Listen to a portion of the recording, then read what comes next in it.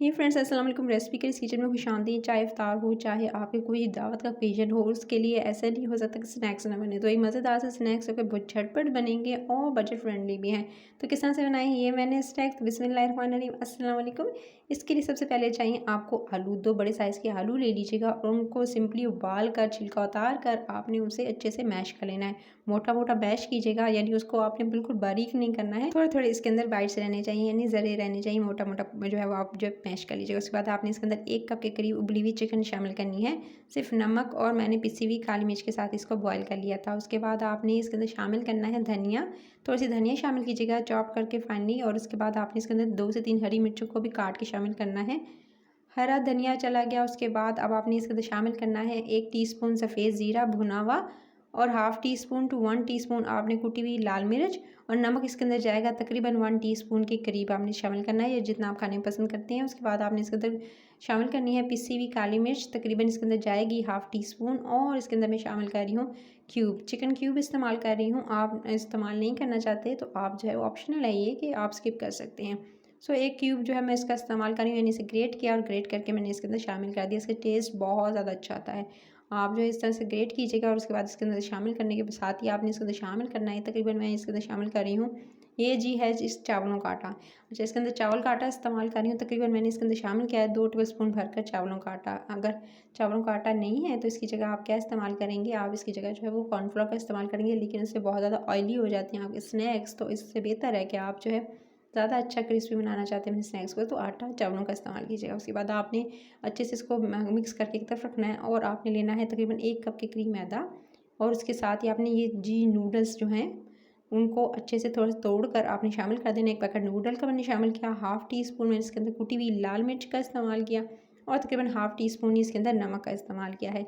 Spices के साथ noodle और मैदे को अच्छे से थोड़ा सा पानी डालकर आपने मिक्स कर लेना है और एक अच्छी सी स्लरी बना लेनी है, जिस तरह से आप मैदे की स्लरी बनाते हैं कोटिंग के लिए, वैसे ही आपने जो एक स्लरी रेडी कर लेनी है। स्लरी की कंसिस्टेंसी कुछ इस तरह से होनी चाहिए, जिस तरह देख रहे हैं इतनी आपने थिक रखनी है। इसके अंदर इतना ही पानी ऐड करना है, तकरीबन मैंने इसके अंदर हाफ़ कप पानी ऐड किया था। उसके बाद आपने इसको रेडी करके आपने एक तरफ करना है और अब आपने ये जो मिक्सचर रेडी किया था उसकी जी अब आप चाहें तो इसको राउंड शेप में बना सकते हैं और चाहें तो जिस तरह से चौकोर भी आप इसको शेप दे सकते हैं।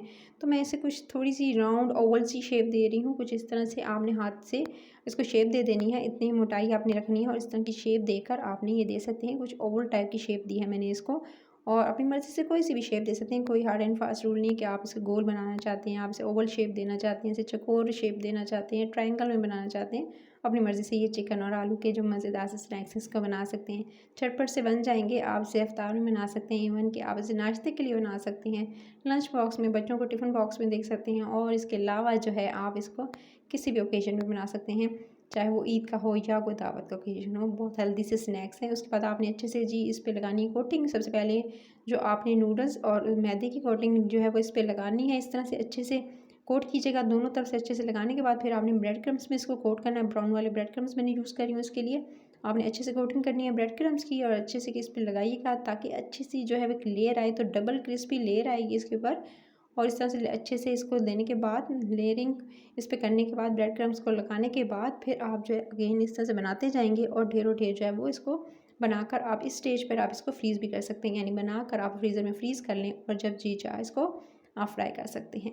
सो इस तरह से सबसे पहले जो है मैं इसी तरह से अगेन दोबारा जो है वो इसको डाल रही हूँ। एक और लिया मैंने उसको, इसी तरह से आप नूडल वाले मिक्सचर में आप डालेंगे स्लरी में और उसके बाद फिर अगेन उसको ब्रेड क्रम्स में डालकर अच्छे से उसकी कोटिंग कर लेंगे।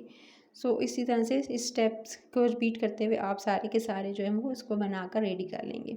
इंस्टेंट से और झटपट से ये स्नैक्स बन जाते हैं, ज़्यादा टाइम भी नहीं लगता क्योंकि इतना टाइम नहीं होता रमज़ान में। सो आप जो है इसको ना सिर्फ रमज़ान में बल्कि टी टाइम में बना सकते हैं। सो आप जो है इस तरह से इसको बनाकर रेडी कर लीजिएगा और ये मज़ेदार से स्नैक्स हो गए रेडी। तो जी इस तरह से मैंने सारे के सारे रेडी कर लिए थे और जी मज़ेदार से स्नैक्स में ज़्यादा टाइम भी नहीं लगा, 2 से 3 मिनट में ये डन हो गए। तो जी इस तरह से बना के उसके बाद आपने क्या करना है, आपने करना है गरम ऑयल गरम करने के साथ ही आपने इसके अंदर डाल देने इन स्नैक्स को। हल्की से दरमियानी आंच रखेंगे, ज़्यादा तेज़ आंच पे आप इसे कुक नहीं करेंगे ताकि जो है वो अच्छी सी इसकी कलर आए। जो ऊपर आपने ब्रेड क्रम्स और नूडल्स लगाए हैं ना, उसके जो है जितनी अच्छी जो है कलर आएगा, ज़्यादा डार्कर कलर की तरफ हमने नहीं जाने देना है।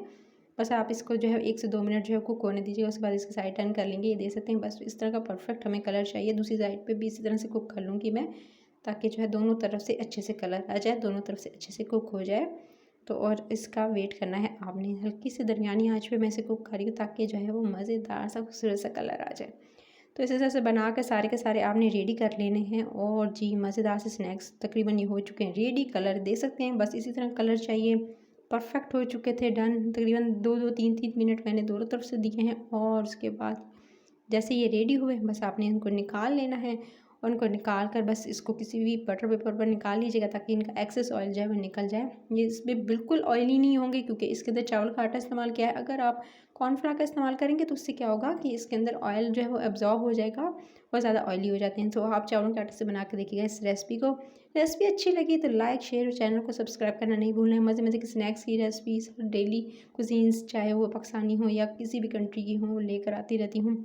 सो आपने उसको मिस आउट नहीं करना है। और रेसिपी का चैनल को सब्सक्राइब, वीडियो को लाइक और शेयर ज़रूर करना है। इस रेसिपी को बनाकर अपना फीडबैक दीजिएगा। अपना ख्याल रखिए। Till the next video, take care.